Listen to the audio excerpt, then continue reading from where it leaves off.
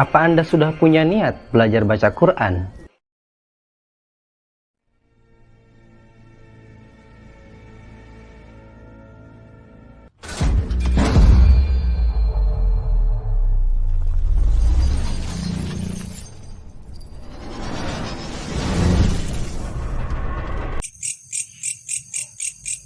Tapi masih bingung mulainya dari mana? Sebenarnya saya sudah katakan di video sebelumnya.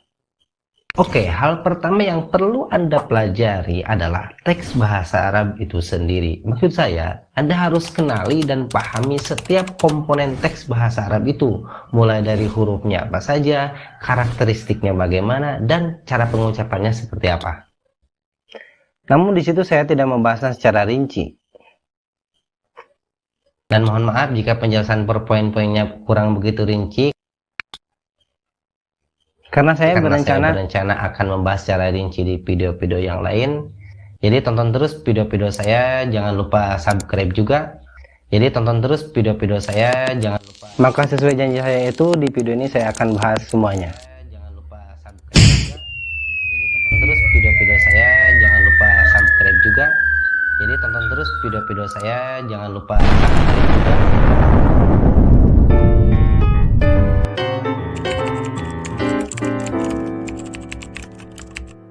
Kembali ke logika awalnya, apa yang Anda inginkan sekarang kan bisa baca Quran. Dan Anda sudah tahu bahwa Quran itu berbahasa Arab dan isinya teks Arab semua.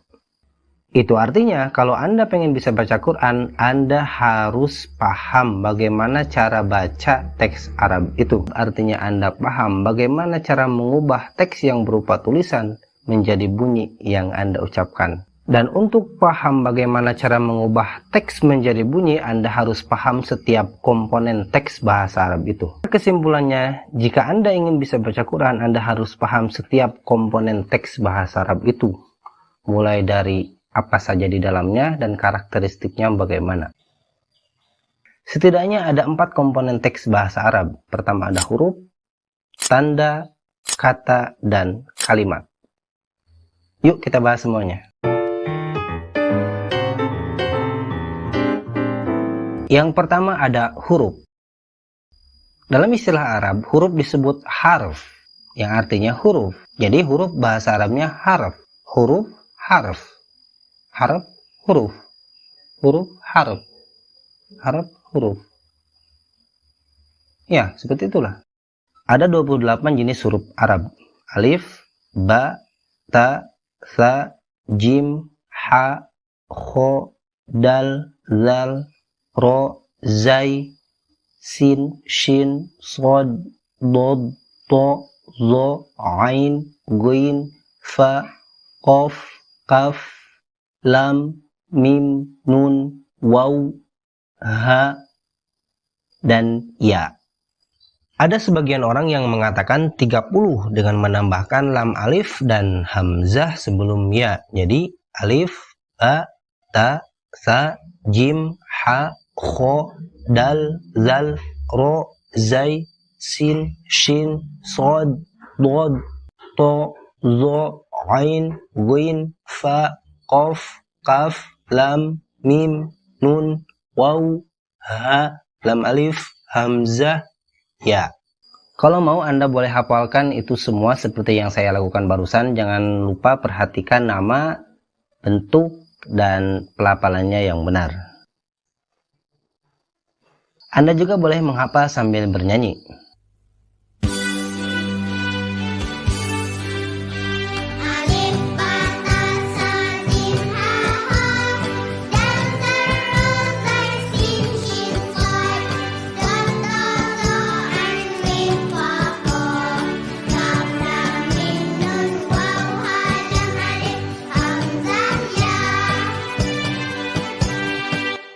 Kalau itu terlalu kekanak-kanakan, coba yang satu ini.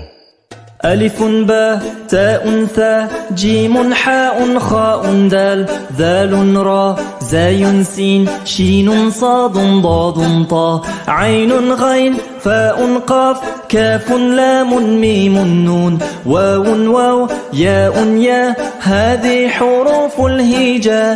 Apakah susunannya mesti seperti ini? Nggak juga. Ada 3 susunan huruf Arab. 1, kedua, dan ketiga. Nomor 1 disusun berdasarkan bentuk. Ini yang paling populer. Susunan ini disebut al-ibtasi atau al-alif ba'i. Nomor 2 disusun berdasarkan kemiripan bunyi. Susunan ini tidak terlalu populer dan diketahui bahwa penggagas pertamanya adalah Al-Khalil bin Ahmad Al-Farahidi. Susunan ini disebut as-sauti. Dan yang ketiga, ini adalah susunan yang paling jadul. Jadi sudah ada sejak sistem penulisan bahasa Arab itu ada. Susunan ini disebut al-abjadi. Abajadun, hawajun, hatayakul, lamanun, sa'afasun, korosun, tasakhudun, dodogun. Di samping menghafalnya, Anda juga harus paham karakteristik bentuk dan bunyinya satu persatu. Untuk huruf hijaiyah ini saya sudah buatkan video khusus yang membahasnya secara rinci satu persatu. Jadi ada baiknya sebelum kalian lanjut tonton dulu video yang itu. Nanti linknya saya taruh di deskripsi. Thumbnail yang kayak gini nih. Yang kedua, tanda. Saya sudah katakan di video sebelumnya. Anda buka Quran sekarang, di halaman manapun Anda akan melihat huruf-huruf Arab yang sambung menyambung dengan banyak sekali simbol di sekitarnya. Dan itulah faktanya. Gak ada bahasa lain yang punya simbol sebanyak bahasa Arab. Terutama di Quran ya. Orang Arab menyebut tanda-tanda ini sebagai as-syakalat. Atau orang kita menyebutnya syakal. Syakal. Kalau dalam ilmu linguistik ini disebut diakritik. Yaitu tanda tambahan pada huruf yang sedikit banyak mengubah bunyi huruf itu sendiri. Seperti ada tanda strip di atas huruf E. Nah itulah tanda diakritik. Dan asal Anda tahu bahwa fungsi tanda-tanda dalam teks bahasa Arab itu adalah untuk memudahkan bagaimana cara baca teks itu. Dan kita bukannya makin dimudahkan dengan banyaknya tanda atau simbol-simbol itu, kita malah makin pusing. Kalau kita lihat salah satu manuskrip Quran, itu di sekitar huruf Arab itu sama sekali tidak ada tanda. Dan saya yakin, jangankan orang yang belum bisa baca Quran, yang sudah bisa baca pun belum tentu bisa membaca Quran lewat manuskrip itu. Kecuali memang dia paham asal-usulnya ya. Saya punya 2 alasan mengapa tanda-tanda ini diadakan. Pertama, karena bentuk huruf Arab itu banyak yang sama. Belum lagi kelakuan hamzah yang selalu bersembunyi di dalam huruf alif. Itu kan sangat membingungkan, apakah dia alif atau hamzah. Maka didatangkanlah tanda-tanda kayak gini, tanda kayak gini, dan juga diadakan tanda kayak gini. Titik 1, titik 2, titik 3, dan seterusnya. Coba kalau kita hilangkan semua titik-titik atau tanda-tanda yang lain, maka Quran yang ada sama dengan manuskrip. Alasan kedua, karena vokal dan bunyi lainnya dalam bahasa Arab tidak diwakili dengan huruf. Kalau kita bandingkan dengan bahasa Indonesia, di sini ada kata saya misalnya. S adalah fonem, A adalah vokal, Y adalah fonem, A adalah vokal. Jadi dibaca saya. Nah, vokal A-nya dalam bahasa Indonesia itu benar-benar diwakili dengan huruf A. Jadi mudah untuk kita membacanya. Nah, dalam bahasa Arab, bukan saja vokal itu tidak diwakili dengan huruf, vokal sama sekali tidak diwakili apapun, benar-benar polos. Jadi kalau ada kata ini misalnya yang terdiri dari 3 huruf, fa, ta, dan ha, Anda harus cari sendiri vokalnya. Apakah dia dibaca fataha, fitihi, futuhu, fatiha, fatuha, fatihu, fatihi, futiha, futihu, dan sebagainya. Bingung kan? Dan ini yang membuat kita sebagai non-Arab kesulitan membaca teks Arab. Maka berangkat dari sana, timbullah kekhawatiran orang salah baca, yang pada akhirnya salah penafsiran. Salah penafsiran, akhirnya salah pemahaman. Salah pemahaman, salah pemikiran. Salah pemikiran, salah bertindak. Dan pada akhirnya, apa yang ingin Tuhan sampaikan kepada kita, apa yang ingin Allah sampaikan kepada kita lewat Quran, itu tidak on target. Maka berangkat dari alasan mengapa tanda-tanda itu ada, saya membagi tanda-tanda itu menjadi 2 kategori. Kategori pertama yang membedakan antara huruf-huruf. Tanda-tanda yang menjadi pembeda huruf ada 3 jenis. Pertama, titik. Istilah Arabnya nukot. Ada yang 1, ada yang 2, dan ada yang 3. Ada yang di atas, ada yang di bawah. Kalau misal ada bentuk kayak gini, dia bisa saja ba, bisa ta, bisa sa, bisa nun, bisa ya. Untuk membedakan, ba dikasih titik 1 di bawah, ta dikasih titik 2 di atas, sa dikasih titik 3 di atas, nun dikasih titik 1 di atas, dan ya dikasih titik 2 di bawah. 2. Tanda kaf kecil. Ini yang membedakan antara kaf dan lam di akhir kata. Ketiga, hamzah. Hamzah ini punya 2 tanda. Yang satu seperti ini, yang satu seperti ini. Yang pertama untuk tanda hamzah wasol, yang kedua untuk tanda hamzah koto. Keduanya berfungsi untuk membedakan antara dia, alif, waw, atau ya. Kategori kedua, tanda-tanda yang mewakili bunyi huruf, termasuk vokal di dalamnya. Kalau di Quran ada banyak sekali tanda-tanda itu. Bahkan setiap percetakan Quran itu kadang-kadang berbeda. Namun dari semua tanda-tanda itu, ada 6 tanda yang menurut saya ini tanda yang paling pokok. Dan hampir semua percetakan Quran sepakat. Yaitu, pertama, ada tanda kayak huruf alif, tapi kecil, dan disimpan miring kayak gini. Disimpan di atas huruf, namanya fathah. Dia sebagai tanda pada huruf yang punya vokal A. Kalau misal ada huruf mim yang fonemnya M dikasih tanda ini, maka dibacanya ma. Kedua, ada tanda yang sama kayak fathah, tapi disimpannya di bawah huruf. Dia namanya kasroh. Dia sebagai tanda vokal I. Kalau huruf mim tadi dikasih tanda ini, dibacanya jadi mi. Ketiga, ada tanda seperti wawu, tapi kecil. Dia disimpan di atas huruf, namanya dhammah. Dia sebagai tanda vokal U. Kalau mim tadi dikasih tanda ini, dibacanya jadi mu. Kemudian ada tanda seperti ini, atau juga seperti ini. Dia namanya sukun. Dia disimpan di atas huruf sebagai tanda bahwa huruf itu mati atau tidak punya vokal. Kalau misal mim tadi dikasih tanda ini, jadinya mati, nggak bisa diucapkan. Kalau kita kasih huruf lain sebelumnya, sin misalnya, yang bertanda fathah, dibacanya jadi sam. Lalu dalam bahasa Arab ada istilah tanwin. Dia adalah akhiran an atau nun mati yang ada di akhir kata benda. Ada 3 jenis tanwin mengikuti 3 jenis vokal. Yang pertama ada tanwin fathah, an, tandanya fathah 2. Kedua, tanwin kasrah, in, tandanya juga kasrah 2. Dan ketiga, tanwin dhammah, un, tandanya dhammah 2, dan kadang juga dibalik 1 seperti ini. Dan posisinya pun mengikuti ketiga vokal ini. Jadi kalau mim tadi dikasih tanda-tanda ini, dibacanya jadi man, min, mun. Terakhir ada tanda kayak gini, seperti kepala huruf sin, ini namanya syiddah, atau orang Indonesia menyebutnya tasdid. Dia disimpan di atas huruf, fungsinya sebagai tanda idgham. Idgham itu 2 huruf disatukan karena kedua hurufnya sama atau ada kedekatan bunyi. Yang huruf pertamanya mati tanpa vokal, sedang huruf keduanya hidup atau bervokal. Kalau misal di sini ada 3 huruf, sin, mim, dan mim. Sin bertanda fathah, dibacanya sa. Mim pertama mati, gak berbunyi, jadi sam. Dan mim ketiga bertanda fathah, ma. Jadi dibacanya sama. Maka mim pertama harus digabungkan atau diidghamkan ke huruf kedua karena yang satu mati dan yang kedua hidup. Jadi terlihat kayak satu huruf saja. Namun itu berlaku untuk tulisan, tidak berlaku dalam bacaan. Dibacanya masih sama kayak tadi. Sama, bentuknya kayak sama, tapi dibacanya sama.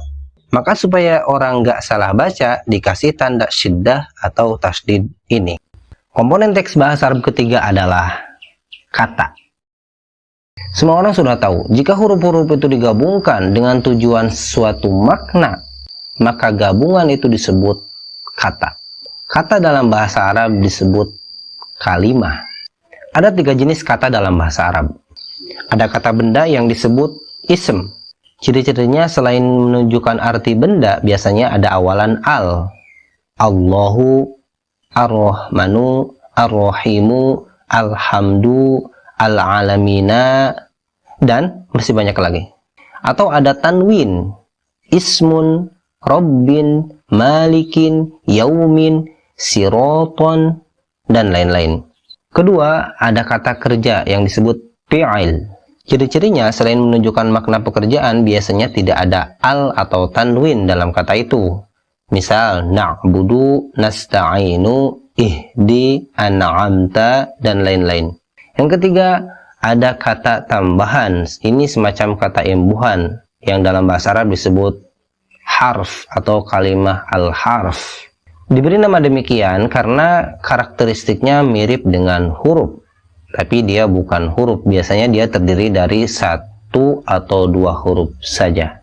Seperti awalan bi dalam bismi, al dalam ar-rahmanu, al dalam ar-rahimu, ala dalam alaihim. Tentang kata dalam bahasa Arab itu dibahas tuntas dalam ilmu nahwu atau ilmu shorof. Saya tidak bahas di video ini karena takut kepanjangan.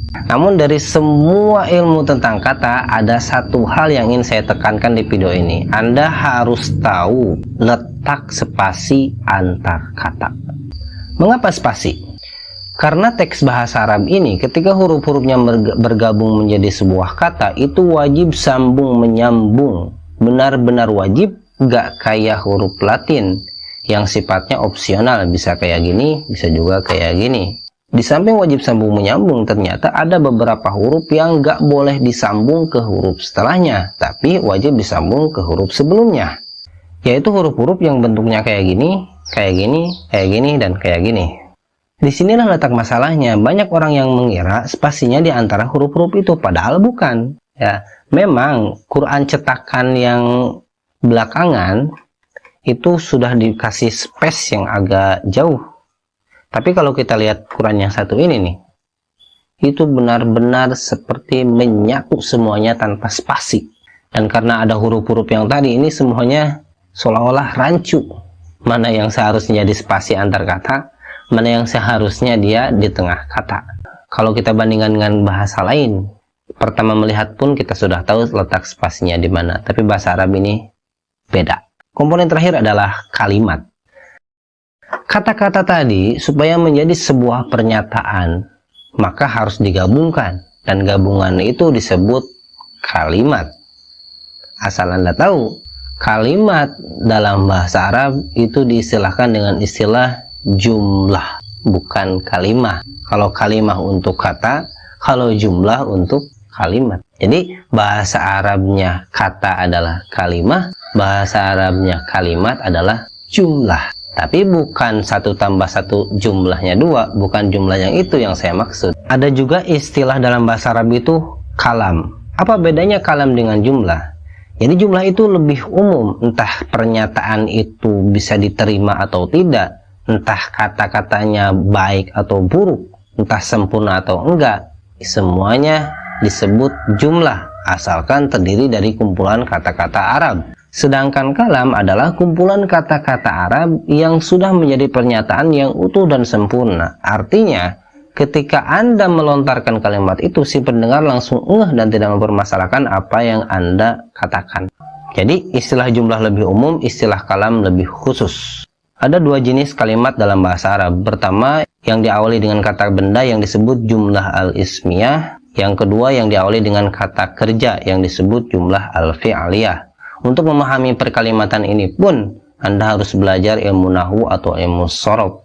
Semuanya ada di sana. Saya tidak akan bahas semuanya di sini. Tapi gak usah terburu-buru. Untuk saat ini Anda hanya perlu paham bahwa Quran setebal ini isinya kalimat bahasa Arab semua. Dalam Quran ini ada juga istilah ayat dan surat.